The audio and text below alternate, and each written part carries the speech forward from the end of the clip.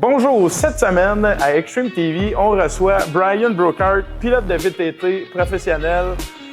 Brian, écoute, on te remercie d'être venu nous rendre visite chez Grégoire Sport. Tu as fait quand même pas mal de routes. Merci à vous autres. Merci à vous autres de m'accueillir Extreme TV. On avait annoncé il y a 2 semaines qu'on faisait un podcast pour 2 événements. Fait que c'est tout à mon honneur d'être ici parce que je veux dire, la visibilité, on va la prendre. Dans notre domaine, le quad, c'est pas c'est pas partout qu'on peut avoir de la publicité, de la visibilité. C'est un peu la mission de Extreme TV, exact. donner de la visibilité aux pilotes, aux entreprises québécoises aussi, puis aux événements. Tout à fait. Ben écoute, on est content de pouvoir jaser. On va jaser un peu de bicycle là, parce qu'on l'a annoncé. Il y a 2 gros événements qui s'en viennent pour toi. Là, on parle de la mondiale du quad, qui n'est pas une première pour toi, parce que là, écoute, compétitionner énormément dans ta vie, là, mais ça, c'est quelque chose de gros là, qui s'en vient en août, je crois. Oui, exact. Dans moins de 2 mois. Je l'avais jamais fait avant l'année passée. L'année passée, je l'ai fait le mondial, c'est Pont-de-Vaux. C'est le 72 heures mondial du quad. C'est une course qui dure 12 heures, 3 manches de 4 heures, comme qu'on avait avant à La Tuque. C'est la continuité de La Tuque, dans le fond. Ou, à vrai dire, c'est la version européenne du 12 heures de La Tuque. Nous, on l'a perdu en 2016, notre 12 heures, mais eux continuent. On est rendu à la 39e édition. Quand même, c'est gros. Puis il y a énormément de compétiteurs là-bas. Là, fait que c'est un événement quand même qui est marquant. Là, je parle, il y a quand même une fierté à participer à ça. Puis ça demande beaucoup de préparatifs là, quand même. Là, ça prend un VTT là-bas. Ça prend, on a-tu une équipe? Là? Comment on s'est organisé, monter là? Bien, en gros, c'est les Olympiques du quad. Toutes les nations au monde sont là, les Américains, tous les pays européens, l'Argentine, le Mexique, tout le monde y va. L'année passée, j'étais le seul Canadien à y aller. J'avais réussi à travers mon contact en Angleterre, qui me prêtait un quad pour l'Angleterre, de me descendre un Raptor 700 Yamaha, en fait, pour le mondial. Puis on a fait la catégorie cross-country, qui est pour réserver aux quads de type sentier, trail. OK. Donc, le choix avait été un Yamaha Raptor 700. Oui, on avait un Raptor 700. Par contre, la machine était stock. Puis moi, j'avais emmené... Aucune modification? Non, il était stock. Lui, il a emmené stock. Moi, j'ai emmené 2 sacs de hockey CCM complets, remplis de pièces. J'avais emmené des tables avant, j'avais emmené des suspensions, j'avais emmené un essieu. Mon partenaire des États-Unis que j'avais invité, lui, avait emmené un guidon, un flex. Il a emmené paquet d'affaires. Les valises étaient bien remplies. Y avait-tu du linge un peu? Il y avait un peu de linge, mais c'était vraiment last minute, OK? Puis le quad, c'est un Raptor 700, ça allait bien, mais c'était un 2010. On a fait rire de nous autres. Mais j'étais le seul Canadien à y aller. Fait que c'était quand même bien. Sauf que ça pourrait être mieux. Là, je me sers des contacts là-bas. Puis dans le fond, ce que j'ai fait, c'est que j'ai loué un forfait avec une équipe qui me fait confiance, là, parce qu'ils loueront pas ça à tout le monde, là. Ouais. C'est Hammer Motors. C'est une shop très réputée. Eux ont un hybride qui vaut 200 000 €. Wow! Que ça fait 6 ans qu'il y a des ingénieurs qui sont en train de créer ça avec un moteur Yamaha, justement. Un moteur de YZ 450F. C'est une licorne, ce quad-là. Moi, je le roule pas. OK. On m'a offert de le rouler. Je trouvais que ça n'avait pas de l'air confortable, là. C'est fait pour être vissé, là. 1h30, tu vides le réservoir, tu le passes au prochain. Merci, bonsoir. Là, c'est adapté, conçu seulement pour faire... Exact. Le banc, il est mince, il est bas. C'est une licorne. Le quad, il est à terre. C'est exotique. J'avais mis une photo sur mon Facebook. On entend quoi? C'est-tu un terme bien utilisé là, dans ton monde quand on parle de licorne en termes de VTT? Là, non, mais celle-là, je l'appelle la licorne. Ça veut dire c'est un peu un Frankenstein? C'est un... C'est comment qu'on a la jaconde? OK, je comprends. Moi, que je l'ai vu, j'ai pris une photo, je l'ai mise sur Facebook, j'ai demandé l'autorisation et tout, mais ça, c'est un concept, dans le fond. C'est un concept qu'il y a eu, je pense, 4 ou 5 ingénieurs qui ont créé, puis même qu'il y a des ingénieurs, exemple, qui sont partis, il y en a d'autres qui sont arrivés. C'est une bombe. Ils me l'ont offert. Je trouvais qu'un YFZ 450R, c'était amplement pour ce qu'on fait pendant 12 heures. Puis finalement, l'équipe a décidé de prendre le prototype et de l'envoyer faire le championnat des sables de France. OK. Comme j'avais déjà été faire le Touquet. Fait que finalement, il s'en va faire ça, ce championnat-là. Fait que là, l'équipe, ils ont 3 YFZ 450R. Moi, je suis dans une équipe avec le patron de la compagnie. Fait que là, cette année, tu as la chance de rouler en Yamaha YFZ 450. Exact. Tu as mieux préparé que l'année passée. Là, on peut dire. Puis au moins, tu as du support là, pour cet événement-là, un peu. Sûr que je pense qu'on n'en a jamais vraiment assez, là, mais... Ben, ce qui est drôle, c'est que l'année passée, on avait une tente 10 par 10. Comme qu'on retrouve dans les puits ici au Québec, dans les courses, là, que tout le monde a. On avait ça, avec nos pneus de Sper couchés à terre, avec des planches que les Français nous avaient prêtées. On avait mis nos douilles là-dessus, puis on était vraiment pas bien setupés. Puis d'ailleurs, les Français étaient vraiment cool, là, l'équipe à côté de nous autres, Christian Besson, puis tout ça. Ils nous ont prêté des outils, ils nous ont donné de la nourriture tout le long du week-end. Ils nous ont donné des conseils, ils ont cherché des pièces. Nous autres, on éclatait un muffler. Là-bas, ils sont vraiment stricts, ces normes de son. On était vraiment mal organisés. On n'a pas mangé de la fin de semaine. Oui, parce que le circuit, il ressemble à quoi là-bas? Là? Le circuit à Pont-de-Vaux, en France, là, je pense que c'est proche de Geneviève. Non, ouais, c'est proche de Genève, oui. C'est proche de la Suisse. C'est à 45 minutes de l'aéroport de Lyon. Puis c'est vraiment des beaux villages là-bas. Ça fait, comme je dis, le circuit, est-ce qu'il passe dans ces villages-là un peu ou c'est vraiment forêt, un peu d'asphalte, un peu... C'est cool que tu me poses cette question-là, parce que j'avais oublié que, vu que ça fait 39 ans que ça existe, quand là, que ça décolle, cet événement-là, toutes les équipes se suivent à travers le village pour la parade à 9-10 heures le soir, le jeudi soir. Puis tout le monde se suit. Puis là, on va tous devant un podium. Puis là, on parle. On peut dire d'où on vient, qu'est-ce qu'on fait, qu'est-ce qui nous a amené à aller faire. Chaque pays peut s'affirmer, représenter. Chaque équipe, dans le fond, qui a un pilote. On est 3 pilotes, les 3, on parle.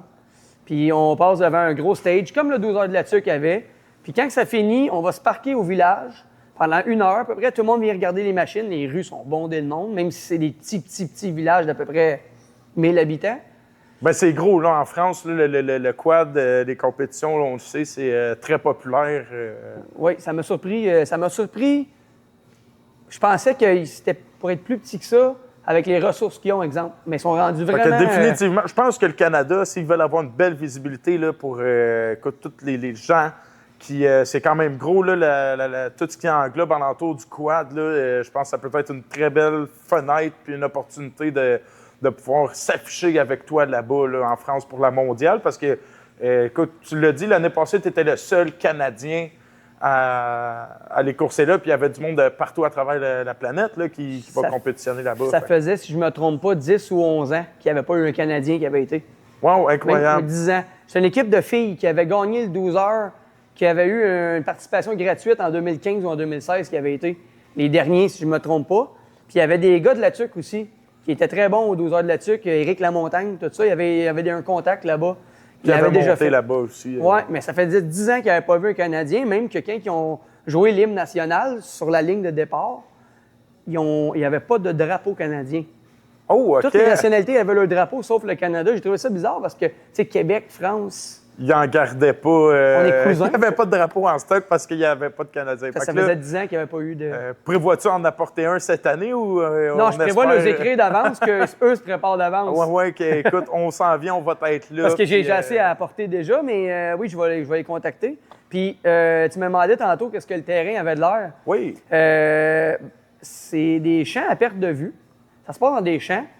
Puis ça fait tellement, comme je dis, ça fait 39 ans que ça course là. Je pense qu'à un moment donné, il y a eu un changement d'un village à l'autre. Mais bref, le sol, là, c'est comme le ciment ici dans le shop.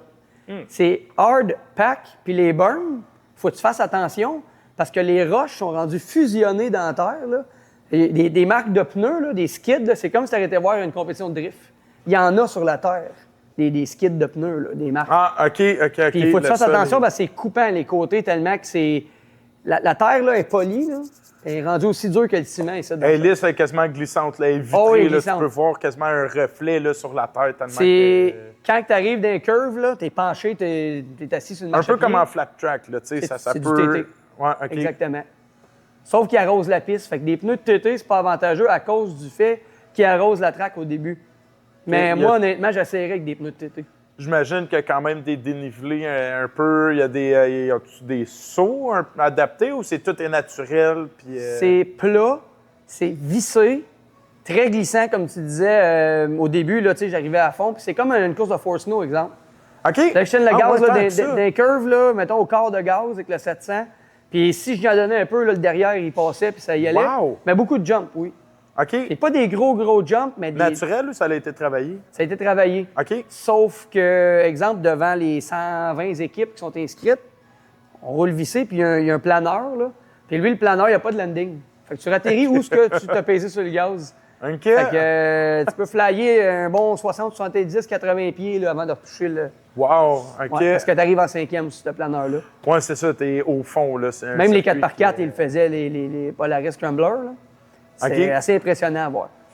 Oui, ben en parlant de 4x4, là, on sait que toi, c'est un peu ton... ben oui, un petit Burnix, grâce à un style de XPN, on a un popsicle 3 couleurs.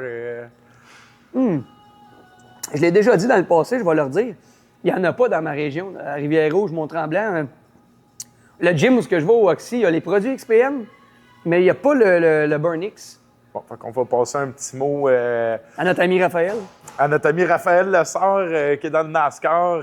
On a un pilote ici qui s'entraîne beaucoup. Je pense qu'on fait beaucoup de gym parce que là, toi, c'est ça, tu compétitionnes vraiment beaucoup. Là, tu sais, tu fais FMSQ, les 9 courses. Là, on parle justement Pont-de-Vaux en France, un enduro. Il y a un autre gros événement qu'on va apporter dans pas long pour toi. Là, on a vaguement parlé de 4x4. Il y a des pneus à côté. FMSQ, on est en Can-Am. Renegade 1000 XXE. Puis d'ailleurs, oui, je m'entraîne cette année parce que l'année passée, j'ai eu un gros accident. Je ne sais pas si tu te rappelles. Oui. J'ai fait un front flip, je me suis retrouvé en chaise roulante. Puis 28 jours après, miraculeusement, on te revoyait, j'ai recoursé. Mais là, c'est ça. J'ai gagné le championnat l'année passée en 4x4. Cette année, je focus encore sur le 4x4 à la FMSQ parce que je travaille fort pour avoir des nouveaux pilotes. Oui, c'est une discipline qui manque et qui est quand même très intéressante. Là, oui, parce que tous les manufacturiers font un 4x4. Tandis qu'en quadrisport, on est assis sur le seul manufacturier qui est Yamaha, que d'ailleurs, je remercie de tenir le sport en vie avec le Raptor 700. Oui, parce que là, on sait tous les autres, ils ont arrêté de produire là, des VTT exact. sport. C'est une chance, on est chanceux. Tu as un 2026 en ce moment. Moi, je roule avec du Yamaha aussi, hors FMSQ. S'il y aurait un autre championnat d'enduro, exemple comme aux États-Unis, je pourrais, exemple, faire un week-end de 4x4, un week-end de 450. J'aimerais ça. Je vais aller essayer une Sean Ford probablement en fin de semaine. Oui, les événements de Sean Ford production, là, il y a du Super TT puis un petit peu de flat track avec le North American Flat Track. Ça va être, somme toute, très intéressant. Là. D'ailleurs, Extreme TV va être présent ce week-end, 4 juillet, pour nice. le challenge en tour des lignes d'hydro. Ça a l'air vraiment beau. Puis c'est une belle piste. J'essaye de tout faire. Écoute, en 2024, j'ai fait 35 courses. En 2024, puis en 23, semblable aussi, une trentaine. C'est une couple d'années que j'ai fait 35 courses. Là, cette année, avec le mondial du quad, je suis obligé de garder un budget pour me rendre, tout court. Oui, puis le budget cette année, là, on est rendu là. On peut en parler un peu. Je pense que ton deuxième très gros événement, là, ça, c'est encore plus impressionnant, je pense, que Pont-de-Vaux en France. C'est plus dangereux, en tout cas. Ben c'est plus dangereux, puis je pense que tu as plus de travail aussi, parce que là, tu as du support pour la France quand même un peu. Oui. Mais l'autre, parle-nous-en donc. Je te laisse dévoiler ça, là, c'est... Pour finir avec la France, avec Hammer, on a un mécanicien, des pièces dans des coffres, on a un cuisinier. Ça, c'est malade. Okay. Parce que juste d'avoir un cuisinier, là, ça va m'enlever un poids de ses épaules, de pouvoir bien manger. Puis là-bas, on mange quand même bien, là. C'est plus santé un peu qu'en Amérique.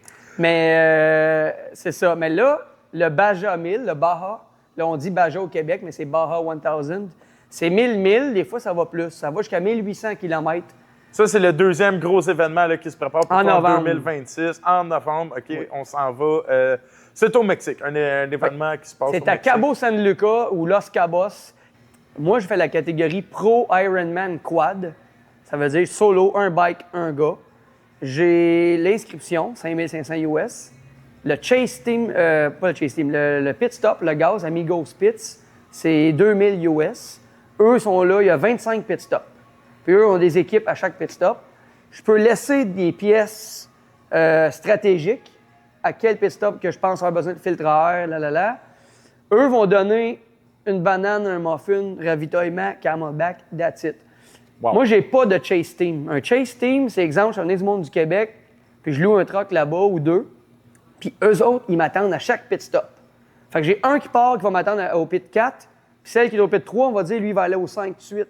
Puis là, ils m'attendent, ils ont un moteur, ils ont des tables, ils ont de la bouffe chaude que je puisse manger. Moi, j'ai pas ce luxe-là, exemple. Parce que ça coûterait un autre 10 000. Ce qui fait que là, on est à la recherche active d'une équipe ou de support quelconque. Ouais, là, le but, c'est de ramasser... ça coûte 22 000, grosso modo, j'ai estimé. Il y a l'Airbnb pendant 3 semaines. Moi, je manque un mois de roche de pneus, parce que moi, j'ai un atelier de pneus. Oui. Je fais des pneus j'ai une compagnie de pneus. Puis là, je manque ça, parce que c'est en plein mois de novembre. Il faut que je sois là 2 semaines, 3 semaines d'avance pour faire le pre-run, qui est de connaître la run, le désert, avec une carte qui nous donne pas avant 2 semaines. Oui, tous les obstacles. Il nous donne une map, on peut suivre ça, mais pas avant 2 semaines avant la course. Fait qu'on l'a juste 2 semaines avant. Faut que je sois là avec une moto. Je vais prendre une moto pour faire le pre-run. Puis, après la course, si je réussis à faire 1800 km solo, je vais sûrement dormir pendant 3 jours. Ah, écoute, c'est sûr qu'on vient de là. Fait que là, je vais être là, moi, j'estime 24-25 jours. Incroyable. Fait que là-bas, il y a des restaurants, il y a les Airbnb. Quand tu es là-bas, tu n'as pas envie de manger des sandwichs. Tu as le goût de, le soir, être assis. Ça prend de la protéine, manger ça prend chaud. du. Ben oui, ça prend. Puis ça, c'est une autre affaire. Là-bas, les températures, ils vont de 0 degré à plus 40. Fait que la nuit, quand je vais courser la nuit, là, j'ai un manteau. Mais à qui que je le laisse? À quel pit stop que je laisse un manteau pour la 2e nuit? Parce que moi, je vais être 36 heures. On part à 5 heures du matin. Puis là, il y a un gros facteur. 10 heures après notre départ, doom, les organisateurs, ils laissent lousse les trucks là, qui valent 1 million, les Robbie Gordon, puis les Tanner Faust, puis tout ça, là, qui ont des trophy trucks d'1 million, là, avec des débattements de 40 pouces. Là. Bien, eux autres, ils vont décoller 10 heures après. Puis là, on a un beeper qu'il faut que j'achète d'ailleurs, sur le guidon. Quand il flash, ça veut dire « tasse-toi de la trail » parce qu'eux autres s'en viennent. Ouais, puis ça passe, là.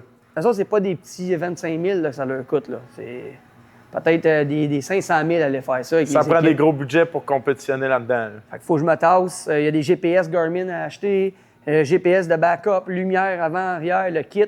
Ça me prend... Moi, je pensais arriver là avec 2 sets de pneus. Puis ouais, mon conseiller là-dedans, lui, qui l'a déjà fait, il me dit non, 4 sets en avant, puis genre 6 sets en arrière.